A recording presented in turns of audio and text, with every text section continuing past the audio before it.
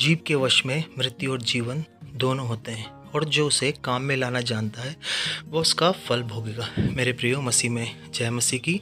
एक बार फिर से मैं आपका स्वागत करता हूं एक नए विषय के साथ। बाइबल बहुत ही महत्वपूर्ण विषय पर आज हम बात करेंगे और हम प्रार्थना भी करेंगे। आज का वचन कहता है कि जीव के वश में मृत्यु और जीवन दोनों होते हैं। जीव हमारे शरीर का महत्वपूर्ण अंग है। क्यों महत्वपूर्ण अंग है? क्योंकि इसी से हम श्राप भी देते हैं, इसी से हम आशीष भी देते हैं, इसी से हम जीवन भी बोलते हैं, इसी से हम मृत्यु भी बोलते हैं। तो परमेश्वर ने हमें हमारी जीव के ऊपर एक अधिकार के रूप में आशीष, जीवन, मृत्यु और श्राप को रखा है। अब जब हम देखते हैं कि जीव अपने आप में एक ऐसी बला है जो किसी के नियंत्रण में नहीं आती है। जैसे माझी पतवार के सहारे डायरेक्शंस, निर्देशन को लेता है पानी के अंदर, बड़े बड़े जहाज पतवारों से मोड़े जाते हैं।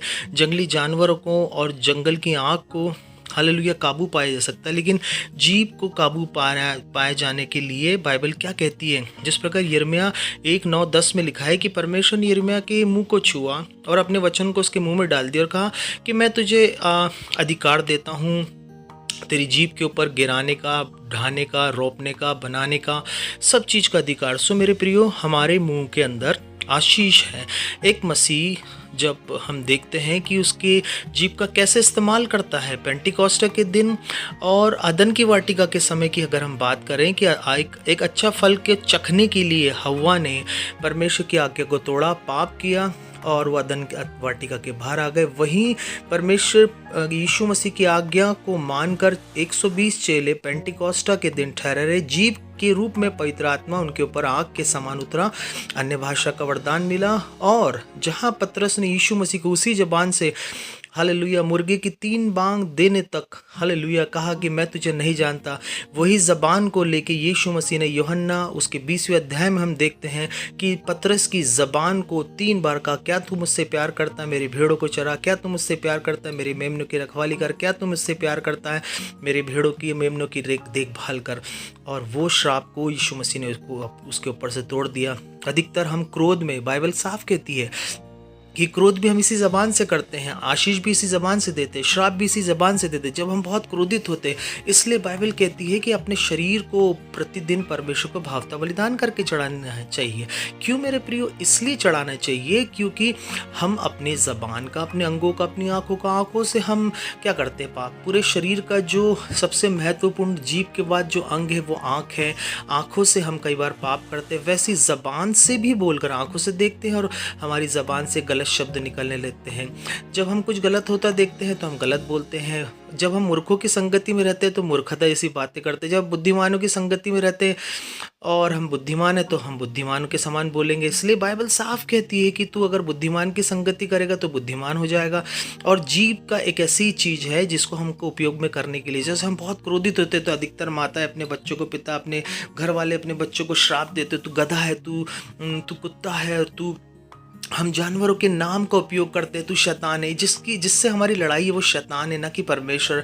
हम उसको कर्ज करते हैं, तू बेवकूफ़ है, तू मूर्ख है, तू कभी अच्छा नहीं कर सकता, तू हमेशा फेल होते रहता। हम हमेशा गलत बोलते हैं अपने बच्चों को, एक दूसरे को गाली बकते इसी ज़बान से, एक दूसरे को कर्ज करते इसी ज़बान से।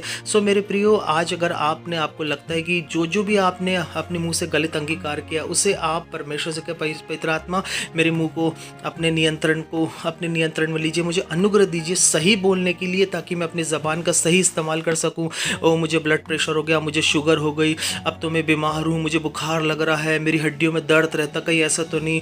हम एक दूसरे को देखते, उसकी बीमारी को देखते हैं और कई बार शंका हमारे मन में आती, शैतान हमारे मन में शंका को उत्पन्न करता ताकि हम ज़बान से क्या करें? श्राप देते रहें, अपने आप को श्राप दे, दूसरों को श्राप दे। अरे बुखार लग रहा, डॉक्टर को दिखा दो। बुखार लग रहा, डॉक्टर को दिखाना गलत नहीं है, लेकिन हम अपने मुँह से गलत बोलते। अरे हड्डियों का रोग हो गया, अरे ऐसा तो नहीं, मेरा गला बैठ रहा है, ऐसा तो नहीं, कैंसर हो गया, ऐसा तो नहीं, अरे अब तो मुझसे नहीं हो पाएगा, हम तो ये केस हार जाएंगे।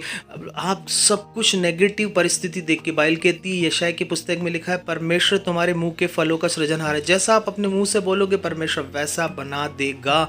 जैसे याकूब ने क्या किया? अय्यूब अपने मन में हमेशा गलत सोचता था, और अय्यूब अपने मन में गलत सोचता, कहीं ऐसा तो नहीं मेरे बच्चों ने गलत किया, मेरे बच्चों ने गलत किया। और वो होम बलि मेल बलि चढ़ाता था। वो खरा और सीधा पुरुष था, अच्छा, परमेश्वर का भय मान, लेकिन वो अपने मन में गलत सोचता था और ज़बान से भी गलत बोलता था। और शैतान ने क्या किया, उसकी ज़बान को पकड़ा और उसके ऊपर विपत्तियों को लेकर। हम अपनी ज़बान का सही इस्तेमाल करें, अपने बच्चों को आशीष देना शुरू करें। कहे मैं सर हूँ, पूछ नहीं ऊपर का हूँ, नीचे का नहीं हूँ, मेरे सम्मुख कोई टिक नहीं सकेगी। जितनी भूमि पे मैं कदम रखूँ उतनी भूमि पे रहने वाले के मन में मेरा परमेश्वर है, वो अपने वचन के द्वारा भय थथराड़न करेगा। मैं मरूंगा नहीं, मैं जीऊँगा। परमेश्वर के वचन की सहायता से उसकी प्रशंसा करूँगा। परमेश्वर मेरे प्राणों की रक्षा करेगा, मेरे बच्चों की रक्षा करेगा। मेरे बच्चे पृथ्वी पराक्रमी होंगे, सीधे लोगों की संतान पृथ्वी पराक्रमी होगी। न्याय में अपने मुकदमे को जीत रहा हूँ, मैं कोर्ट कचहरी के मैटर्स को जीत रहा हूँ, मैं अपने कोर्ट के मैटर्स को जीत रहा हूँ। मैं पूरी तरीके, मेरा बच्चा सफल है, मेरा परिवार सफल है।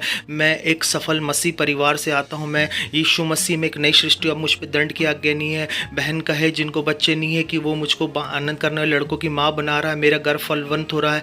अब जो बीमारियाँ जो रिपोर्ट में आई वो सब कैंसिल करता हूँ। यीशु कोड़े खाने से मैं चंगा हो चुका हूँ। जिनको कैंसर है, जिनको HIV एड्स है, आर्थराइटिस है, ब्लड की डिजीज़ है, TB है, साइनसाइटिस है, वो अपने मुंह से सही बोले यीशु मसीह के कोड़े खाने से मैं चंगा हो चुका हूँ। अपनी बीमारी को मुंह से नहीं बोले। सब जो भी आपने अपने बच्चों के लिए, अपने पति पत्नी ने अपने एक दूसरे के लिए गलत बोला, माता पिता के विरुद्ध में बोला, सब कुछ क्षमा मांगे। बोले पवित्र आत्मा मुझे यीशु के लहू से धो के शुद्ध करे, मेरे ज़बान को धो के शुद्ध करे।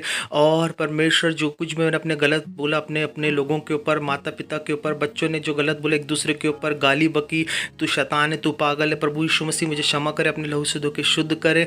और मैं सब शब्दों को मैं कैंसिल करता हूँ, बांधता हूँ। परमेश्वर ने मुझे अधिकार दिया बांधने का, वो शब्दों को मैं बांधता हूँ, कैंसिल करता हूँ। और मैं ब्लेस करता हूँ अपने माता पिता को। माता पिता अपने बच्चों को ब्लेस करें, उन्हें शैतान नहीं बोले, पागल नहीं बोले, मूर्ख नहीं बोले, गलत नहीं बोले। पवित्र आत्मा के नियंत्रण में होकर अपने बच्चों को ब्लेस करें, रोज ब्लेस करें, यीशु के नाम से ब्लेस करें। अपने परिवार को ब्लेस करें। बोलो मेरा नया घर आ रहा है, मेरी नई गाड़ी आ रही है, अब मैं कर्जा लूँगा नहीं, कर्जा दूंगा। अब मैं कर्जदार नहीं हूँ, अब मैं कर्जों से मुक्त हो चुका हूँ, मैं धनी हो चुका हूँ, मैं पवित्र हो चुका हूँ, मैं चंगा हो चुका। यीशु कोड़े खाने से उस प्रार्थना को उद्धार करते यीशु के नाम से मांगता हूँ। हमारे चैनल को लाइक करें, सब्सक्राइब करें, आमीन जरूर लगे कमेंट सेक्शन में। प्रभु यीशु मसीह आपको ब्लेस करें।